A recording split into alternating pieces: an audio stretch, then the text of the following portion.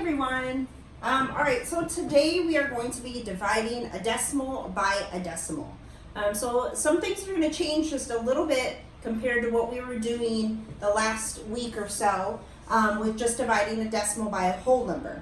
So when we divided a decimal by a whole number, we did not move the decimal point at all. But today we are. So that's the big note that I have for today is unlike dividing a decimal by a whole number, which is what we did with 3.62 divided by 5, we're going to be moving the decimals now.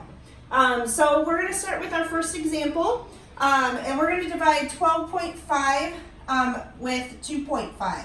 And so remember our number that comes first when we see it written horizontally, this is our dividend, and then this one is our divisor. So when we put it into our division that we know how to do, right here with our house that we usually refer to it as.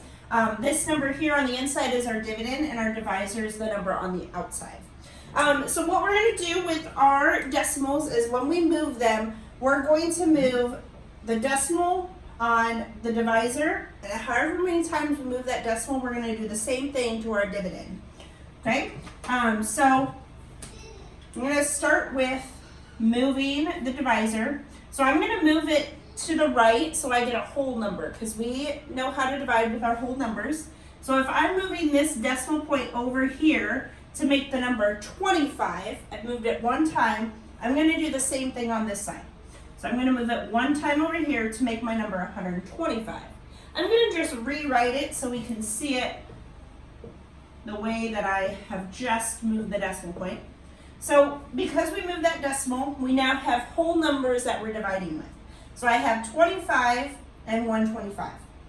So this is the part where we're going to divide like we normally know how to do. And we're first going to figure out how many times can 25 go into 125. So this one I'm going to think of like quarters. I'm just going to count by 25. So I have 25, 50, 75, 100, 125. So that's 5 of them. So I know that there are 5 25s and 125. So 5 times 25 is 125, and then I'm left with nothing. Okay? And so how I can check just to make sure that 5 is our correct answer is I'm going to now take my answer, the number 5, and I'm going to multiply it with our divisor. So that 2.5, and my answer should be 12.5. So checking my work now, so I have 2.5 multiplied by 5. 5 times 5 is 25. 5 times 2 is 10 plus 2 is 12. And then I have one decimal place over. So my decimal point goes right here. And look, there we have 12.5. Okay? So we're going to do another example. I'm going to have more than one decimal point now for this one. Okay? So let's do 6.13, and we're going to divide it by 2.5, okay? Sticking with that. All right, so we're going to put our dividend on the inside. So we have 6.13, and we're going to divide it by our divisor, 2.5, okay? So now I'm going to move that decimal point again. So if you're ready to try it by yourself, you can pause the video and try to see moving your decimal point to see if we get the same thing. Okay? I'm going to switch colors.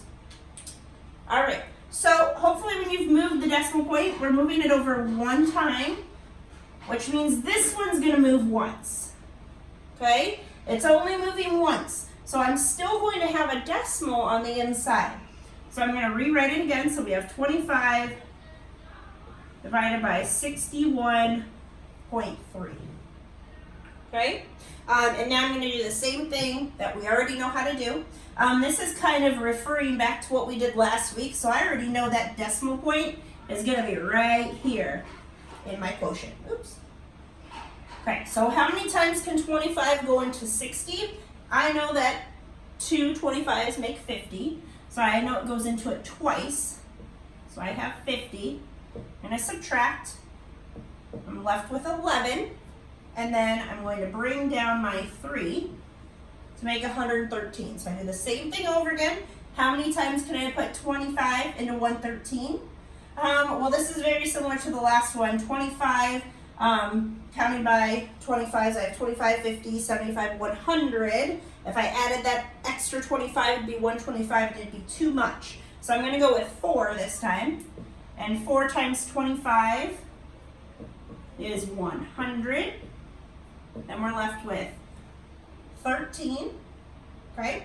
This is the part where I have nothing more to bring down. We could say that we have a remainder of 13, but if we just use a 0 as a placeholder, we can keep going. So if we just kept going, 25 can go into 135 5 times, so you'd get 125. And we're left with 5, okay? Gonna keep going so I don't get a remainder, so we're gonna place a 0 there. And 25 can go into 50 2 times. 2 times 25 is 50, and now I'm left with healthy. Okay? All right, so for today, you guys, on Monday, because this is a 2-part lesson, so you're going to do part of it today and then part of it tomorrow on Tuesday. So for Monday, let me make sure I get you the right numbers written down. You can always look on your lesson chart, the one that I sent to your parents. It tells you exactly which problems you're doing. But for Monday, you will be looking at, so Monday, you'll be on page, well, the wrong week, of course I am. You're going to be looking at page 235, and you're going to be completing numbers 1 through 11, 1 through 11. And then on Tuesday, you're going to be on the next page, so 236, and that will be numbers 1 through 7, okay? All right, so on Monday afternoon at 2 p.m. we'll have our Zoom, so you can ask questions. This will be a great time to ask questions about this lesson on Monday, and then we'll meet again on Wednesday for the review. So Review Wednesday is going to be very important, so you can practice some problems. I'll have some up so we can practice them together. And because your test will be on Thursday, and it'll be a Google form, so I sent that out to your parents. It's also attached in your lesson plan for the week. So you can do the problems, you just type in your answer, and then it sends it directly to me. So it's really easy to do. You just have to do the work at home and put the answers in on the Google form. So that's what we have for Monday and Tuesday. Wednesday we'll have a review, and then Thursday will be your test. All right, so come prepared, bring your questions for our Zooms on Monday and Wednesday, and have a really fantastic week.